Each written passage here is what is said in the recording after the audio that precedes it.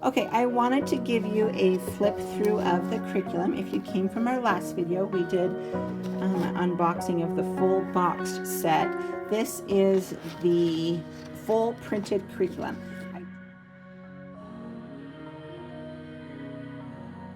I do leave it loose leaf. I don't bind it, staple it, or anything because I don't want this raised edge when you're practicing your handwriting. That'd be pretty thick, right, as you're working through this book, and then your hand comes off the edge. And then for my lefties, if we have a binding, you're dealing with the binding. I considered binding it along the top, but then you still have that edge to work with. So if you want to hole punch it and put it in a binder, that's great.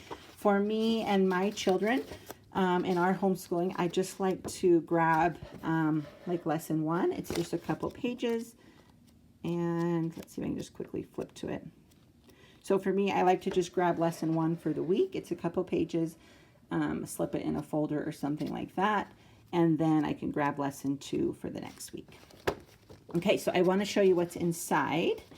It is the table of contents, some supply lists. You're just going to need, if you're printing it on your own, right, there's the digital download option, or if you bought the online course, the digital downloads are there for you, and my growing resource library.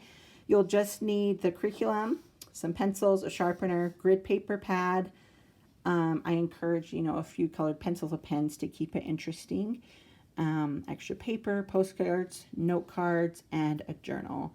Doesn't have to be anything fancy if you didn't get the boxed set, but those are my suggestions. Some Q&A to get the parent started, especially if you're a younger learner. You'll want to have the parent read through this setting up, getting started, so that they are doing the proper guidelines that I suggest for the course. These are warm-ups, and these are just samples: push pulls, laterals, direct ovals, indirect, tapering ovals, the infinity shape, and bisecting ovals. Some of these came right from the Palmer method. Some of them are my own that I like to use. Here's a sample warm-up drill. So every time you sit down to practice your handwriting, you should do a warm-up. Say you wanted to do lesson 21 and 22 together, you don't need to do a warm-up for each lesson. It's just each time you sit down to do a lesson.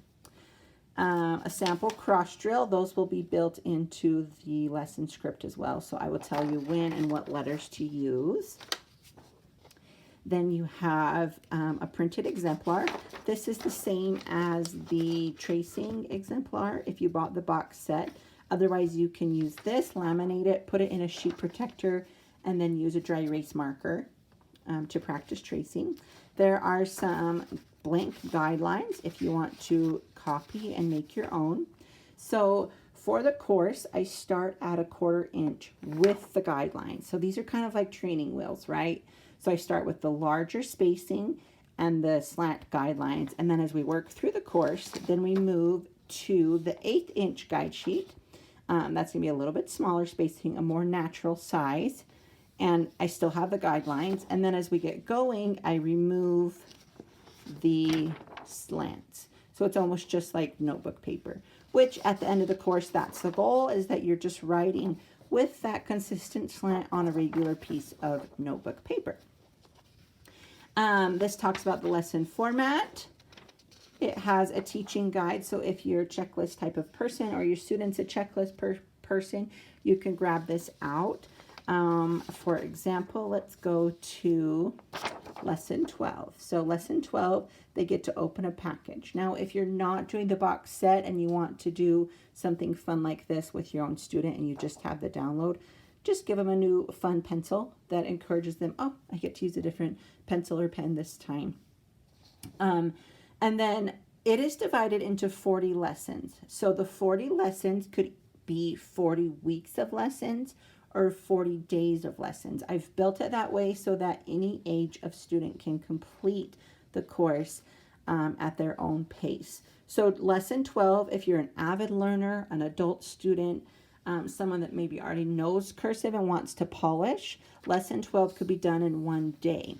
For my 3rd grader, who is a boy, typically females are more avid and want to learn handwriting. Mine, he wants to learn cursive, but he's just definitely handwriting is not his strong suit. So for me, I did lesson 12 over a week.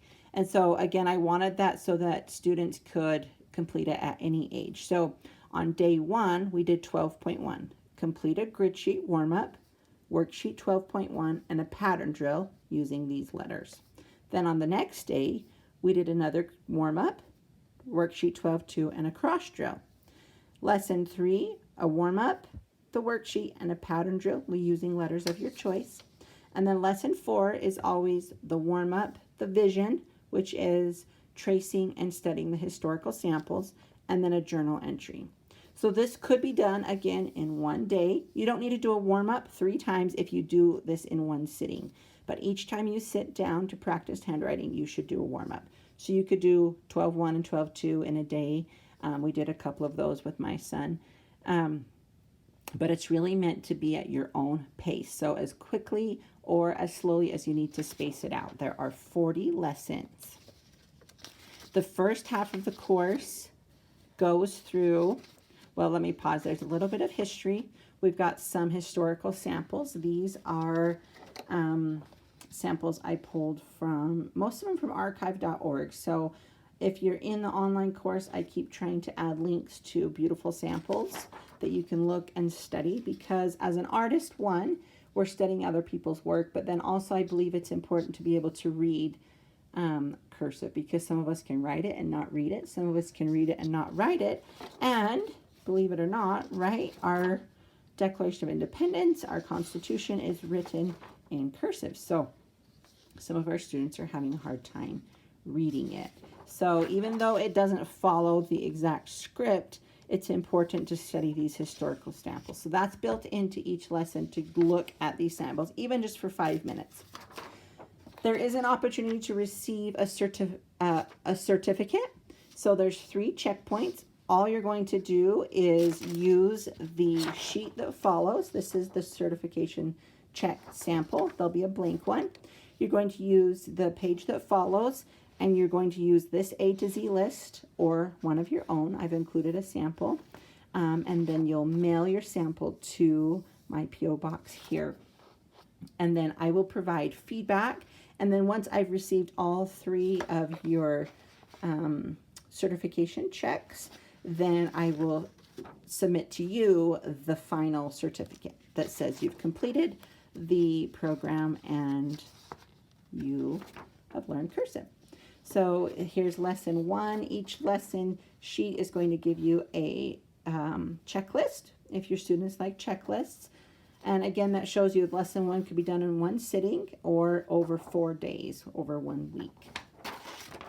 And then I'm just going to kind of flip to a lesson. Okay, here's the DTPQ lesson. So really, you can trace, but I encourage the student to look and then do it on their own. So if they first want to do a warm-up by tracing, that's fine. But I leave plenty of space, and I always just say, just fill in the space. So DTPQ, you're going to write DTPQ. Ds, you're going to fill it with Ds. And then a running list of Ds, you're going to fill it with a running list of Ds. So if there's empty space, I encourage the student to fill it. So that would be 8.1. Here is an additional 8.1. This gives the running T lesson, the regular T, and the running T that goes at the end of words.